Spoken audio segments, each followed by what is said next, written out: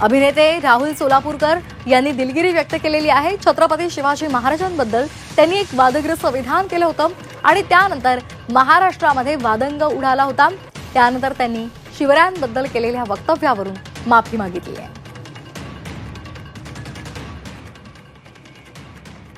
छत्रपती शिवरायांचा अपमान करायचा हे माझ्या मनात येऊ सुद्धा शकत नाही, त्याचा विचार सुद्धा होऊ शकत नाही। कुणीतरी फक्त त्या पॉडकास्ट मधली 2 वाक्य काढून महाराजांनी लाच दिली असा हा बोलला असं म्हणून त्याच्यावरनं जे काही संपूर्ण गदारोळ उठवायला प्रयत्न केला आहे, माझं असं प्रामाणिक सांगणं आहे, यातला कुठलाही हेतू माझा महाराजांचा एवढासा सुद्धा नखबर सुद्धा अपमान करण्याचा नाही। मी इतिहास रंजक कसा केला जातो, यासाठी काय काय गोष्टी भरल्या जातात हे सांगण्याचा फक्त प्रयत्न करत होतो। पण हे बोलण्याच्या नादात लाच या शब्दामुळे जर शिवभक्त शिवप्रेमी नाराज झाले असतील तर मी मनपूर्वक दिलगिरी व्यक्त करतो।